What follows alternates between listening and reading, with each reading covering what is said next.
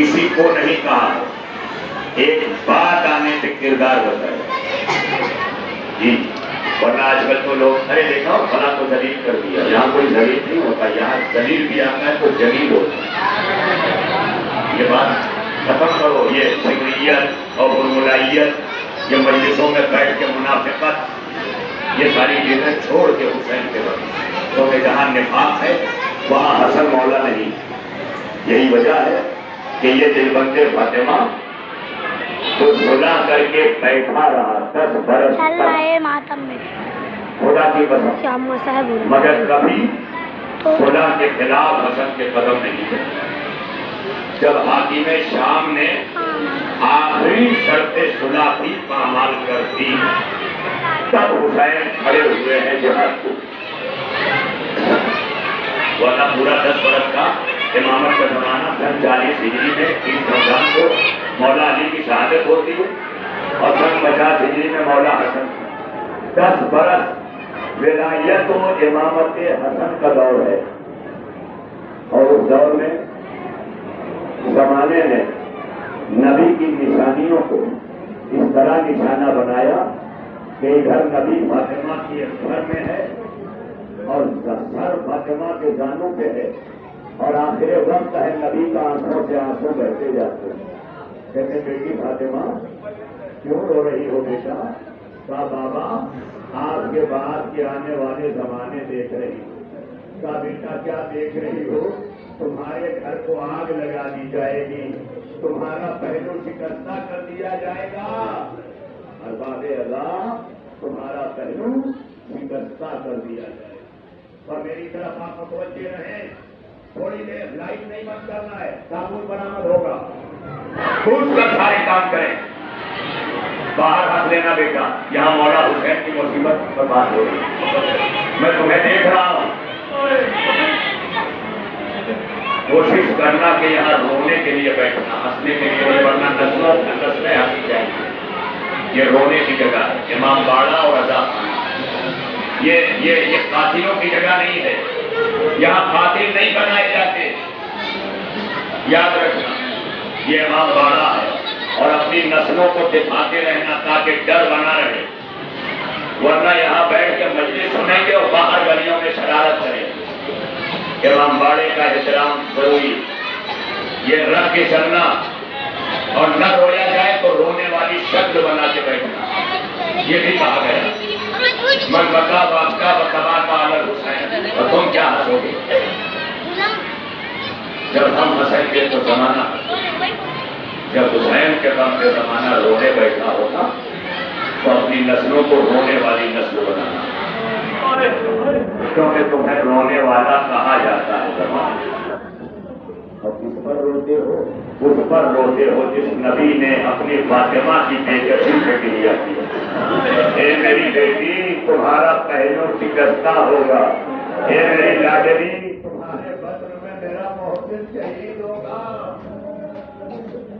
ارباب اللہ فاطمہ زہرا رو رہی ہے بابا، اور یہی وجہ ہے کہ جب بابا اٹھے تو بیوی کو مرثیہ پڑھنا پڑا، صبح علیہ بسائے بولا اور نہا، صبح علیہ میں سرنا نہا دیا۔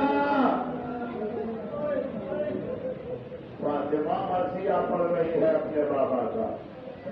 ارباب اللہ بڑی تیزی سے رسول اللہ کی وفات ہوئی، جنازہ اٹھا، علی نے دفنایا، غسل دیا، مگر عجب نہیں کہ حسین و بنی کہنے والا رسول جنازے میں تڑپ رہا ہو، اے میرے لال حسین میری آنکھیں دیکھ رہی ہیں، مجھے تو کفن ملا مگر تیرا لاشا میں گھوڑوں کفن پڑا ہے۔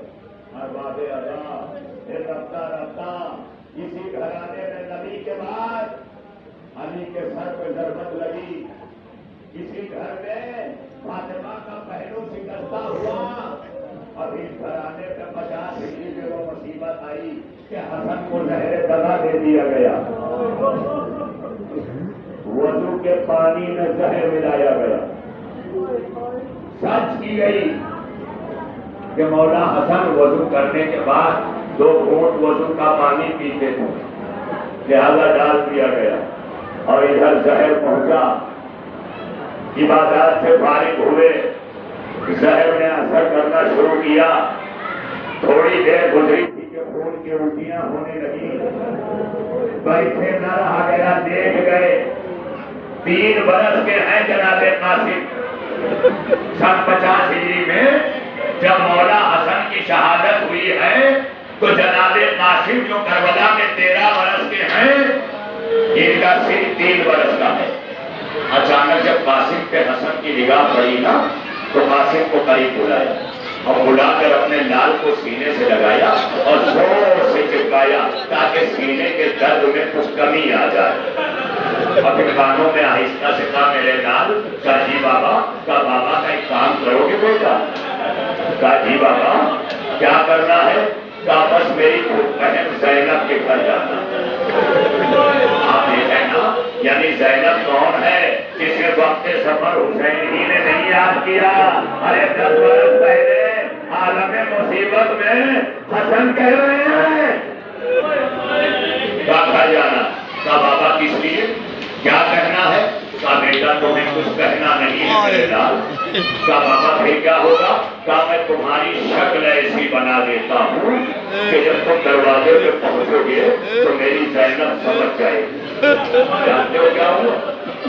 امام حسن کی آستینوں کو پلٹ دیا. حسن قاسم گریبان کو چاک کر دیا اور کچھ مٹھی خاک اٹھا کر سر میں ڈالا اور جاتے جاتے کہا, میرے لال قاسم, اگر بھوکی کا دروازہ بند رہے تو دروازے کو دستک نہ دینا. میری زینب اگر آرام کر رہی ہوگی میں کہوں گا مولا حسن آج مدینے میں زینب کا اتنا خیال. ارے کربلا کے باہر آئیے, بازوؤں میں رسا, دربارے کوفہ, بازارے شام.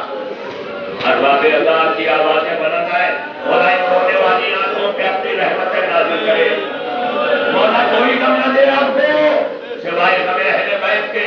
اب جملے سننا 2 منٹ اور پڑھوں گا بس آئے, لیکن ماتم کرنا, تابوت اٹھانا ہے. 2 تابوت اٹھانے ہیں. نانا کا بھی ماتم ہے, نواسے کا بھی ماتم ہے. اور جب مجلس سو کے اٹھنا نا تب اس وقت زیادہ ماتم کرنا, کیونکہ تب گونجے گا, یہ مسائل گونجے گا جب تابوت اٹھانا. تاریخ کہتی ہے نا کہ امام حسن نے جناب قاسم کو اس حالت میں زینب کے گھر بھیجا. محلہ بنی ہاشم ہی ہے, زینب اپنے گھر میں ہے, حسن اپنے گھر میں ہے, محلہ بنی ہاشم ہے. جناب قاسم نکل کے گئے اور جا کے دیکھا دروازہ بند ہے تو جناب قاسم دہلیز پر بیٹھ گئے اور بیٹھ کے اسی عالم میں جناب قاسم کو گنجتی ہوئی کہ اچانک دروازے کو ٹیپ لگائی تو دروازہ کھل گیا.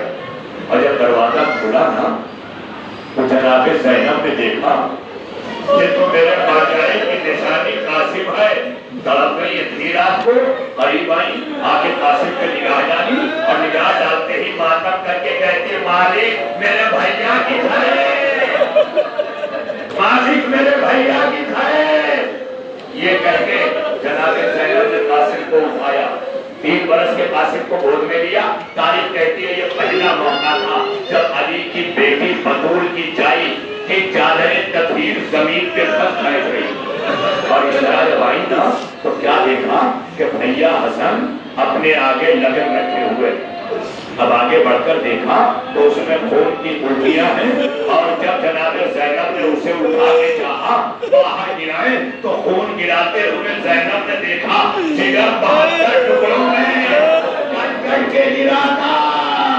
ادھر مولا حسن نے کہا رزم میں قضائی وہ تسلیمت امرے. اور یہ کہہ کر آقا حسن نے اپنے خدا کی مشیت سے ہاتھ ملا دیا. تاریخ کہتی ہے کہ آقا حسن کا جنازہ تیار ہوا, دفنانے کے لیے نانا کے روضے کی طرف لے کے چلے. لیکن تاریخ کہتی ہے کہ جب حسن کا جنازہ گھر سے نکلا تو اتنے تیر برسائے گئے کہ مدینے میں حسن کا کفن چلنی, کربلا میں حسین کا بدن چلنی. ارباب اللہ تابوت پر جب تیر برسائے جانے لگے, ایک مرتبہ امام حسین نے آواز دی, جنازہ واپس کرو. لے کے چلو. نوحے میں میرے بچے سنتے ہیں کہ یہ جنازہ 2 بار گھر سے نکلا. کیوں 2 بار گھر سے نکلا؟ کیونکہ ایک بار جب چلا تھا تو جنازے پہ تمہیں تیر برسا دیے کہ دوبارہ جنازہ چلا. حسین نے لے کر لا کے بقیع میں ماں کے پہلو کے حوالے کیا. اے اماں حسن آ گیا، اب حسین کا انتظار کرنا. ہوا مظلومہ، ہوا حسنہ،